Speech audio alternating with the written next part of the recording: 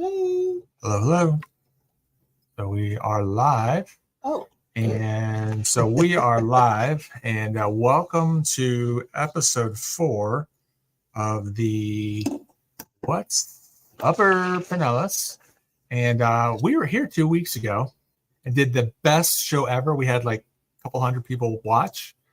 And not a single one of you told us whether or not you could hear us. So if you can hear us, please 5 by 5 in the comments that you can hear us. Are we okay? So I gotta get it up on Facebook also. Woo-hoo-hoo.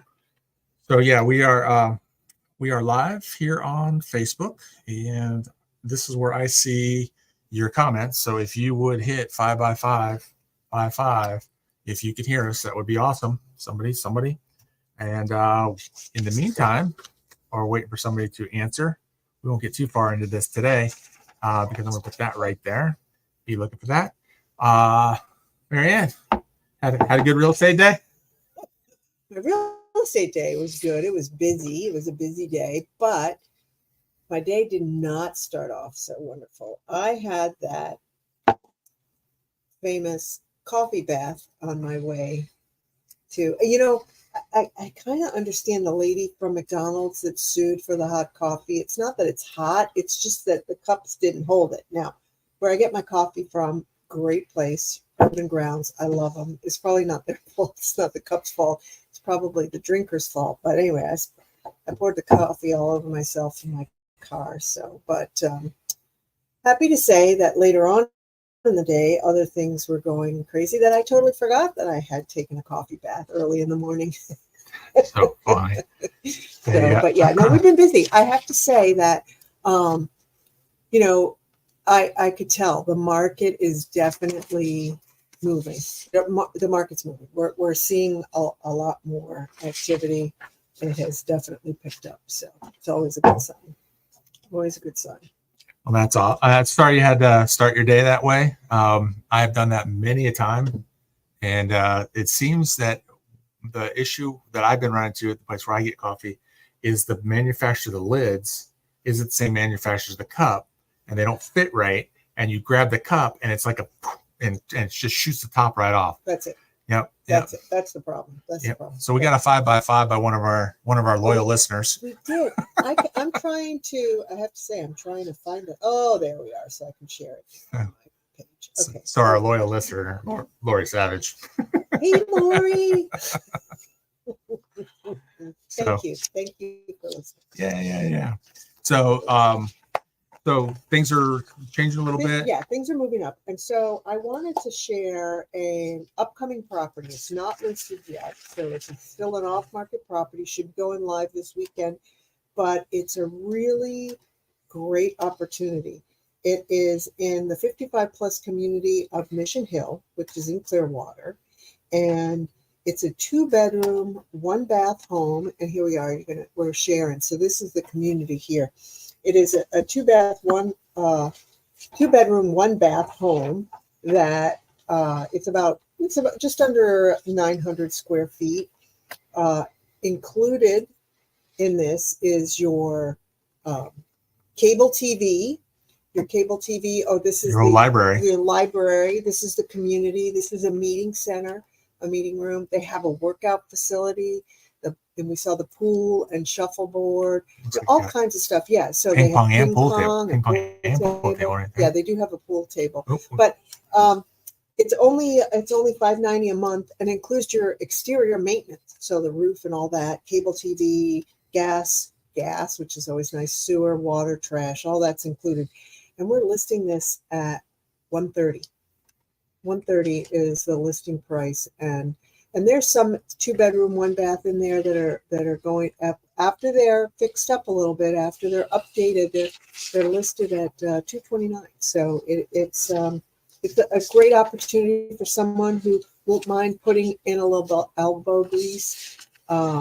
Contact me if you know anybody that is interested, and we will get you in there.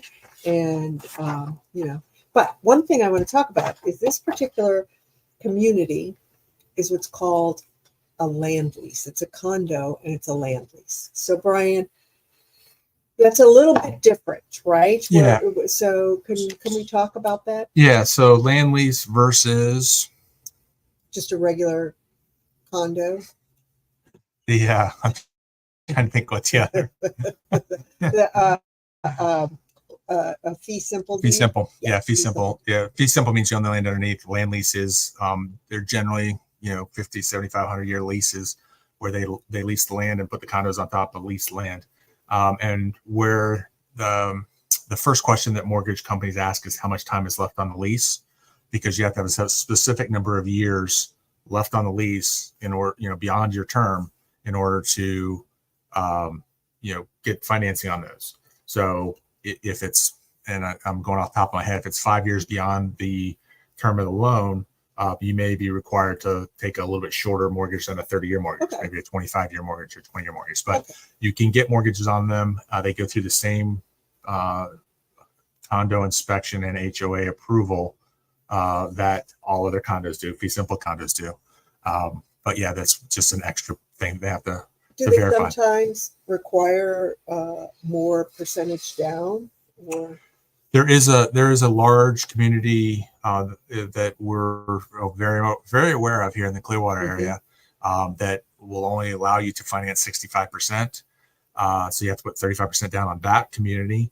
And that's because of fluctuations. It's been around long enough. They've seen the fluctuations, and they want people to have a big enough stake in the property that they don't just walk away when things get bad. And so that is community to community guideline. Okay. Well, this is a really terrific community. And one of the things about it, though, is that they limit you to being able to rent it until you've lived it for a year. So there's a 1-year occupancy needed before you can rent it out. But they get good rental rates once you do. And, I was talking to one of our investors at our investor meeting, and they had said that for that price, you could almost, take that time over the year, fix it up, and then rent it out after the year is up, and you're still ahead of the game on this one. So the list price is what? $130,000. And they're selling at? It's going up as high as 265. There's one listed in there. But I would say that if you're going to renovate it, you're probably looking at about 180. And this really just needs a new kitchen and flooring. So it's not a lot. Windows are older, so you can put new windows in, but you want to update the kitchen and the flooring. So nice. Yeah. Nice. Mm-hmm. Hey, so you had a conversation about insurance. One of your clients had an insurance issue right at the midnight hour. What? Tell me about that. This was 2 weeks ago. We were talking about this too, right? So when you couldn't hear us, by the way, we won an Emmy for that show that you couldn't hear. It was so good. So I just want to remember, what was okay. So the lender at the last minute told the buyer that they needed to have a certain deductible on their insurance, their homeowner's insurance. They had opted for one particular 10% deductible. I think they were at 5% deductible, and the lender wanted them at 10. They were at 10. They were at 10. So 10% deductible is a lower premium. Okay. It's a lower insurance cost annually for the borrower, but it's more risk for the lender. So at the last minute, with no time to do anything but suck it up and get it, they switched to 5%. So I did do some research on that, and I spoke to a insurance agent that I've been doing business with for at least 15 years. And he said it's few and far between. Local private banks will sometimes allow 10% just because they're trying to get that business as a local lender. That's a local, not lender, but a local bank. Okay. Versus regional and national banks or wholesale banks, which is kind of what I go through. But conventional lending underwriting guidelines, if you're going to sell to Fannie Mae, Freddie Mac, FHA, or VA, it's going to be a 5% deductible, and that's standard for those types of loans. And so I have to say that it wasn't your No. you it was not, you were not working with this particular client. They had another lender that they were working with, and which is another thing that's really important, because if you're working with the right team, they're going to tell you these things ahead of time. They're going to be checking this, and it's not going to wait until the very last minute. As it turned out, they had to scramble and things had to change, and we're lucky we did close on time. Yeah. Very close. But what's sad about that is it is something that's easy to tell people on the front end. So when we get initial conditions back from the underwriter, we have a standard clause that says it has to be all these things. So they know 3 weeks before closing exactly what kind of insurance it is. And if they just cut and paste that and send that to their insurance person, they're going to get the right insurance from the get-go. The unfortunate part is that that's the last thing they think of when they go to closing. And you can get a perfectly good situation and spoil it at the end by just not telling people what to expect up front. Right. I will admit that's the first time I heard of that. So that was why we brought it up. And something to be aware of. That'll never happen again. Have live and learn, right? Live and learn. That's right. So let me do this here real quick. Let's throw up some of Marianne's details on how to get in touch with her. And we're going to switch back to the market report. Oh, okay. And let me find where we are on that. Oops, there we go. And there we go. So everybody wants to know what's going on in the market. And as I started saying that I definitely see the market is moving. It's there's a lot more interest. Buyers are coming back to the market. Part of it was we were in the summer months and people were on vacation. But for the month of June, listings are up 2%, which is not a whole bunch. That's we're still at months of inventory is still 4.2. So it's just getting to the equilibrium, like kind of a flat market. It's not a buyer's market, not a seller's market. The good news is that this is a really important thing. The average sale price is still up 2% from the previous month, and up 3% for last year. That everybody says, well, the prices are coming down. No, what's happened is that people had listed their houses too high, anticipating a greater appreciation, and then now they have to adjust it. So we are having we're at 56 days on the market, which is up a little bit. So we are homes are taking a little bit longer. That's not a long time. I mean, it's just that we were used to 2 days. Yeah, we're a little spoiled. We were spoiled. So this is normal. I think. But you've had some things change. You've had, the people that are escaping the lockdown states from COVID are, not having to do that anymore. They're still buying because they found that it's a great area, great opportunity compared to some of the prices that they're dealing with back up north. But you also have interest rates. So there's been a cooling, and people are listing their houses, if I'm not mistaken, correct, as if they're still hoping for the COVID jackpot, the COVID, lottery. And those people aren't, they're not coming like that anymore. And you said something about 4.5 months in buyer's market and seller's market. Can you explain that a little bit more? Okay, so they say that when it's the months of inventory is like, if nobody put their house on the market, how long would it take before all the homes that are currently on the market are gone? That's what we call the months of inventory. And right now it would take 4.2 months before all of the inventory was depleted. During the pandemic, when it was really a seller's market, we were at like 1 month. Under a month there. Under a month or under. And as you can see, it says up there last year it was 2.4 at this time. June 23 was 2.4 months. So that is clearly a seller's market, because there's just not a lot of inventory. When it moves between 4 to 6, it's getting closer to equilibrium. Over 6 months on the market is considered a little bit more of a buyer's market, and the buyers get to be a little bit more aggressive with their negotiation, and the sellers are a little bit more motivated. So that's where we're at. So we're not yet in a total buyer's market or a seller's market. We're just kind of flat, which is good. It's all good. It's you just gotta adjust your Expectations. strategies and Expectations, That's right? Right. It's the expectation. So that's for the Stellar MLS area, but I just have also up here, I have the statistics for Upper Pinellas. And so, because we're what's up or Pinellas and Upper Pinellas, oh, it's a little small. Yeah. What I considered Upper Pinellas is I took from Gulf to Bay up to the end of, like Keystone and up just to the end of Pinellas. And what we've got is, this is single family homes, townhomes, and condo sales. Our average days on market are 64. Now, I have to say condos, if we took condos out of that, that would be a little bit of a different number. Condo sales are definitely a lot longer on the market, but the average days on market is 64. Thank you, Dana.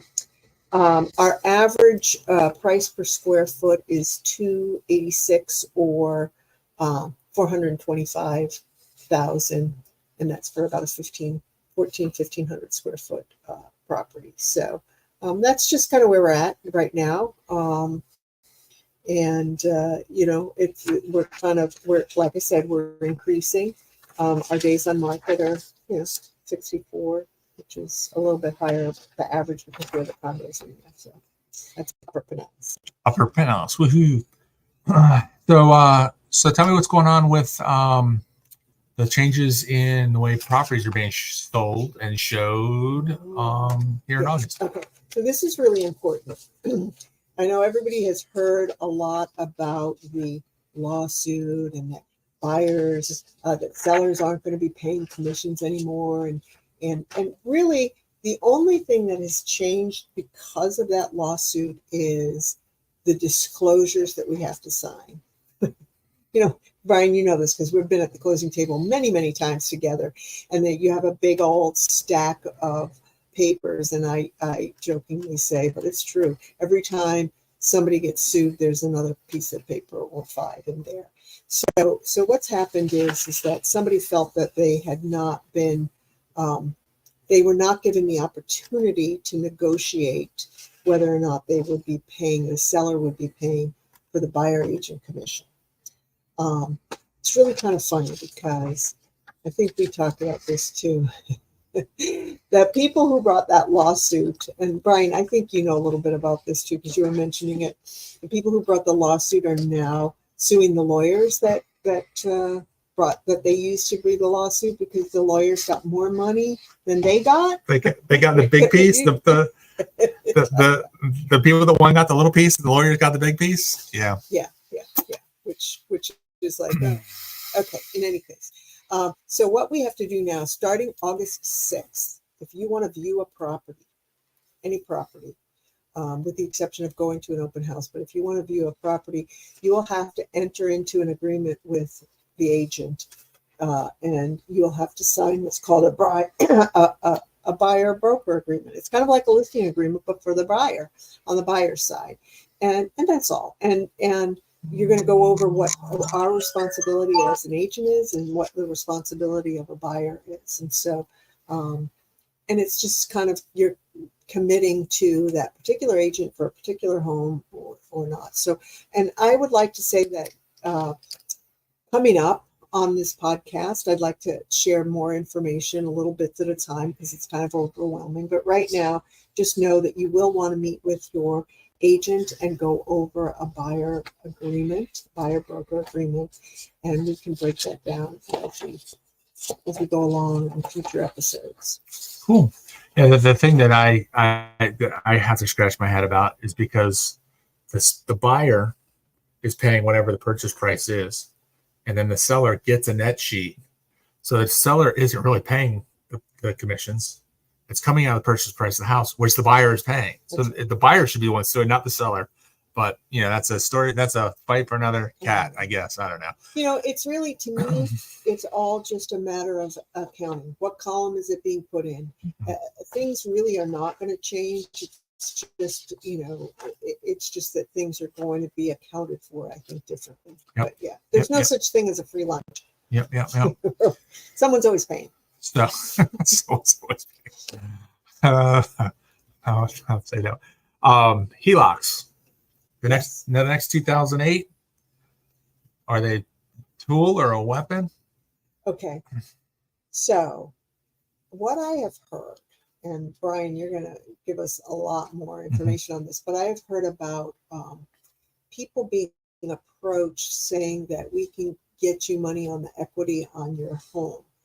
And it's kind of, I want to say it's almost like one of those scammy things, like that anybody, like, you know, my guy Reggie that was moved my refrigerator for me today. We were just talking about that earlier. He could come up and say, "Hey, I can write this up for you. So please tell me what's changed with the HELOCs that HELOC home equity line of credit." So they can be a tool or they can be a weapon depending on how they're used, how they're explained, and how you come about them. So there are people on social media, Instagram, TikTok, that are basically pitching, no payments, no interest. You'll just share a little bit of the equity and, here, click this link right here and let them know I sent you. And so these people are not licensed. They are not, regulated or licensed. They're just basically being paid referral fees. And whether that's legal, legit or not, that's going to be to them and their accountants and the people that sue them when, things go sideways on them. But they're not disclosing what the actual interest rates are, what the percentage of equity are, what they're not giving any of those paperwork. They're just going, yeah, we can give you access to $50,000 or $100,000 of your equity.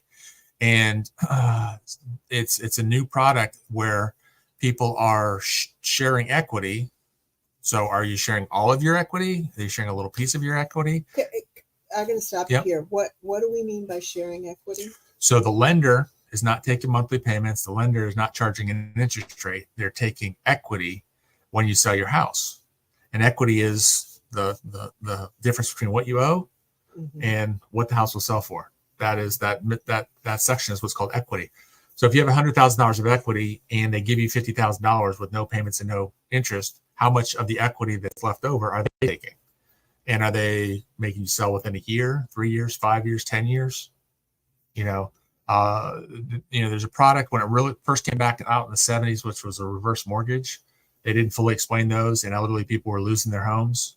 People that they wanted to, pass down the homes to, pass their homes down to their heirs, couldn't get them because there was so many fees and interest in them that, that they were upside down in the houses. So I think that aspect of it is kind of dangerous. I won't say kind of dangerous. It's really dangerous. It is. It's really dangerous. Because, it's one thing. We joke about all the papers and people being sued and all that, the regulation, but that has really helped to make sure that we disclose everything to consumers. And it sounds like this is not that you can sign up and, you're kind of in trouble. Yeah. You may sign away and have a very hefty. Yeah. They're throwing out terms like no income verified, no, credit scores down to 500, 550, 525.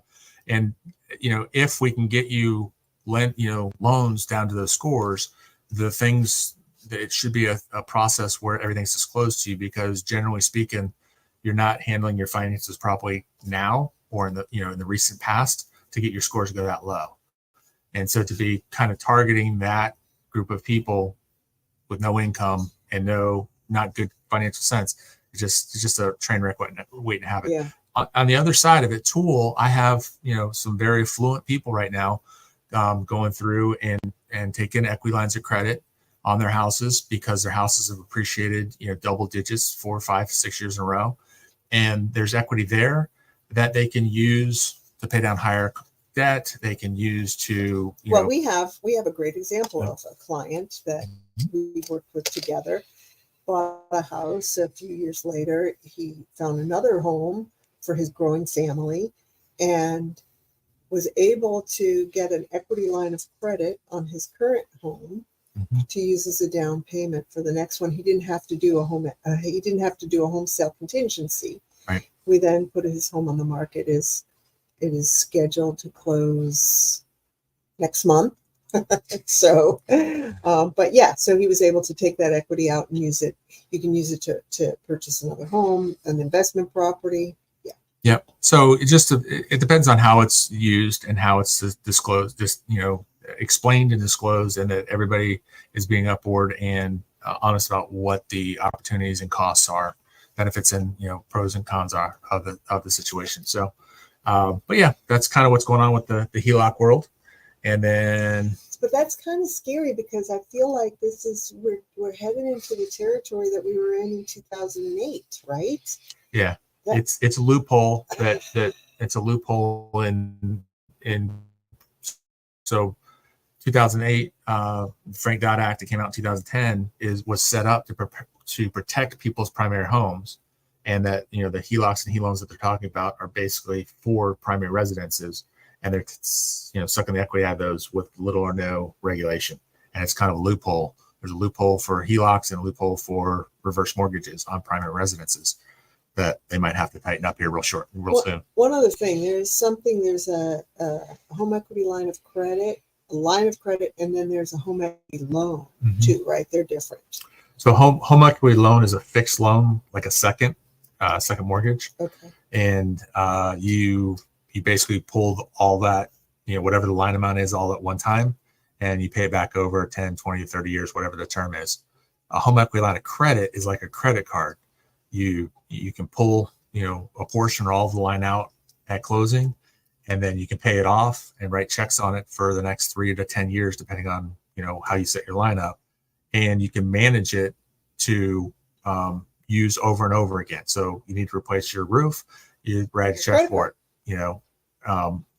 write a check on your home equity line of credit, pay it off over time. Your air conditioner goes bad, write a check off your home equity line of credit, pay it off over time. And so you can use it as kind of an emergency fund that you can manage, as such. Okay, so now I'm going to ask you this question, and I'm going to throw you a curveball always. Yep. But and I know no lenders like to be asked this question about a rate of a home equity line of credit. Where do they compare to a mortgage? So great question, and we got a couple of people watching. Some of our loyal listeners are watching. Yay. So if you have any questions, feel free to type those in the comments, and we'll be happy to try to address those on the fly. If not, we'll get them next week when we do this again. So the answer to your question is depends. No, I understand. Depends on a lot of things, but the difference is your home equity line of credit. Your home equity line of credit are set off the Fed rate, and it's called Prime Plus. Okay. Prime Plus whatever the margin is, which is the bank's profit, and then based on your credit scores, it could be Prime even, Prime +1, Prime +2, Prime +3, and that's how those are done. Whereas mortgages are set up off of bonds, securitized mortgage-backed securities. And those are, if there's a lot of money in there, interest rates are low. When people pull the money out of mortgage-backed securities and go to stock market or crypto or somewhere else, then there's a shortage of money and interest rates go up. So that's kind of the difference. Is one is set up by supply and demand mortgages, and the other one is set up by the Fed. And the Fed basically, those, when they make increases up or down, that affects home equity lines of credit, credit cards, and car loans. Those three things directly. Indirectly, because people don't understand it, when Fed meets and interest rates go up, people panic. They pull their money out of mortgage-backed securities, and guess what goes up also? Mortgages. So, yeah, that's that. That answer your question? Yes, thank you very much. Yeah. Thank you. So we've got, what else we got going on? Another line or way you could get some mortgages is the IRA. Talk to me about the self-directed IRA. So self-directed IRAs, many people don't know this. They think, I left my company and I rolled over this money and just let somebody manage it, or I rolled it over into a cash only account and it's getting very, very little interest or action. And so there are custodians and advisors that are specifically set up to manage self-directed IRAs. So once you leave a company and nobody's managing that money, you can move it to these custodians and administrators, and they will apply your money to whatever you're investing in. So whether you're investing in gold, crypto or buying, selling houses, or even loaning against houses. You can be a private lender with your self-directed IRA. What Marianne's asking about is what's a self-directed IRA loan? So you can pretty much double the size of your IRA if you're buying property by using a self-directed IRA loan. So you have your IRA that has maybe $100,000 in it, and you get a loan for the other $100,000. Now you're buying a $200,000 house instead of being limited to a $100,000 house. Part of the analysis of it is that it pays for itself, that there's enough positive cash flow there that it pays for the taxes, insurance, and the mortgage, and that there's positive, at least positive cash flow back into the account. And it continues to grow, as they collect the rents, they pay the tax bill, they pay the insurance bill, and then the extra continues to grow your self-directed IRA. So maybe you have enough money to buy another one. And so this would be ideal for, people that are self-employed or that have taken money out of a former employer's IRA and put it into a self-directed. Yeah. So you get self-directed IRA, you have Roth IRAs, and you have 401ks that you rolled over. So those three. And then there are some companies that will do HSAs and some of the pension program type things from government service if you have access to managing any portion of that in your pension. So, but yeah, we have nine different lenders. Your number is going across the screen, obviously. Yep. And yep. If you got questions about that, want more information, feel free to reach out to me, and I can definitely help you with that for sure. So, what do you got going on this weekend? I was away last weekend. I went to visit my daughter in Boston. How'd that go? Yeah, well, I think I know that I was actually kind of embarrassed because I lost my temper with the staff at Spirit Airline. So it wasn't that, and this was before the whole Microsoft glitch thing. My flight was delayed continually, and we were on the plane. They took us off the plane. They said the plane needed to be fixed, and they weren't going to give us another flight until 2 days later. And they said it was because of weather. So I was really frustrated because they were being dishonest, and that was the real issue, not that I was delayed. But anyway, so I was in Boston last weekend. This weekend, I'm just going to be kind of catching up on things. How about you? You're going out of town this weekend. Yeah, we had a property open up down at Port Charlotte. We're doing an Airbnb, VRBO, one of those. Nice. 6 houses off the open water in Port Charlotte, which it's great fishing. It's world-class fishing. And so taking Lori, Zach, our big 90, 80, 60 pound, our 60 pound Catahoula. I don't know what the weight limit is, but it wasn't, we did have to pass on. There was one that was really cool, but it was a 20 pound dog limit. I mean, what is that, like 2 cats? Yeah. It's not a estimate dog, it's 2 cats. And then Brad, Marley, and the grandbabies are coming down. So we'll get to do some boating. And that's awesome. It's supposed to be great beaches for shark's teeth, which so walking along, getting shells, shark's teeth, fun. So now my 6-year-old granddaughter Irie's into sharks right now, so that'd be cool for her. So I didn't mean to cut you off. I just want to say how blessed are we that we live in Florida, that we can just hop in the car to go away. Mm-hmm. I used to vacation here before I moved here. Yeah. We're just, and now sometimes I'll just go down to Clearwater Beach and stay on the beach for a while. Do the staycation thing for sure. That's great. And it's it's funny that it's all the places we could be going to stay here locally is a blessing, because we don't have to go to the airlines. We don't have to deal with the pat downs and that kind of stuff when things are crazy right now. Things are kind of goofy. So we're very blessed. We're very fortunate. And people, when they say, well, Upper Pinellas is so great, why are you going to Port Charlotte? Because I boat Upper Pinellas all the time, and this is an opportunity. When people don't book their houses for a while, they lower their prices. Yes. And if you're able to kind of hit the button at the right time, you can take advantage of that. So that's one of the cool things about living in Florida. It's taking advantage of other people's waterfront property in a different location. So yeah. It's always good to change the scenery every once in a while. Yep. So you got anything going on this weekend? That's all. That's it. That's it. But I am going to be going out to dinner. Oh yeah. To Backdraft Pizza in Tarpon Springs, one of my favorite places. Cool. They have coal-fired pizza there, and you really should check it out. I go for the truffle pizza, my favorite. Anything truffle.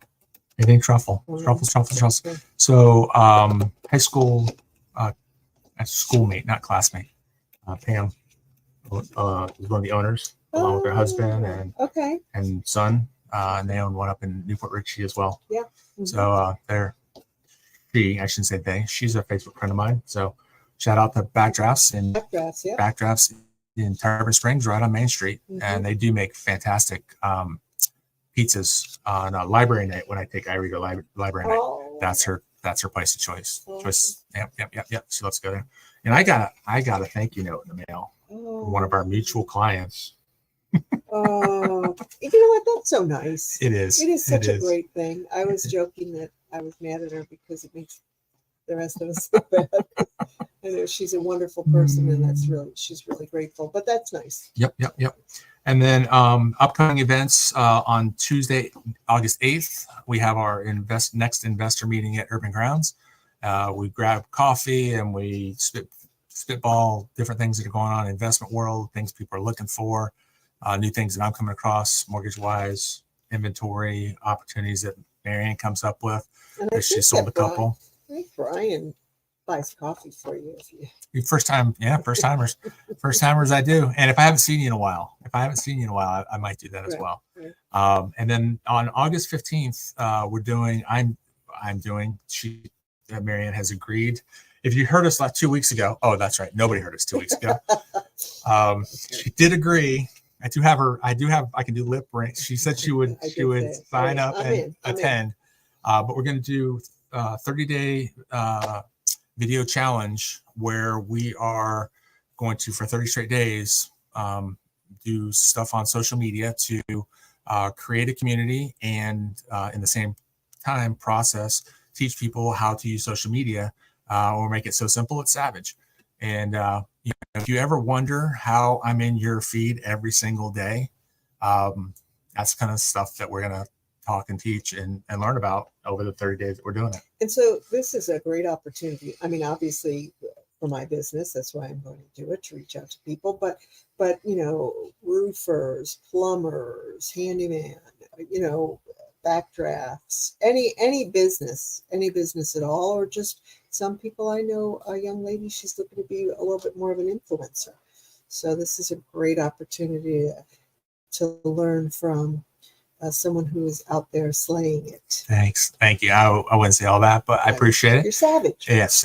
But I have done a number of challenges over the last year and a half, and it is reaping benefits. And so I've gotten the blessing of the author of this book, and he's offered to come out and teach not come out, but show up and make an appearance and give us a blessing. And there's limited spots available, right? So I've handed out 18 of these books. I'm handing out the rest of the other 12 in the next week.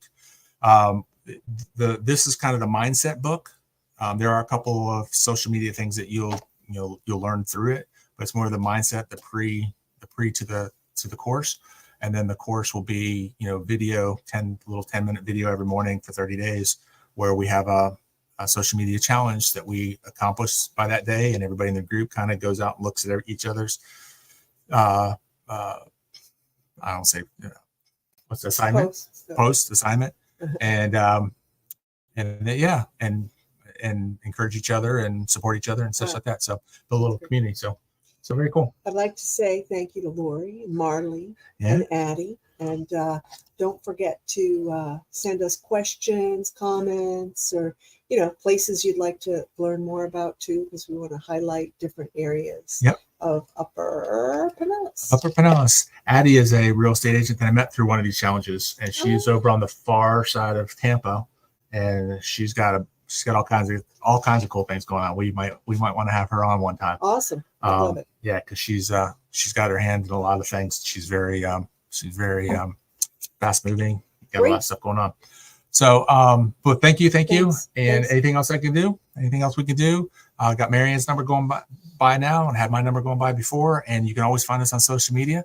And thanks for joining us on What's Up, Pinellas. Thanks. Have a great week.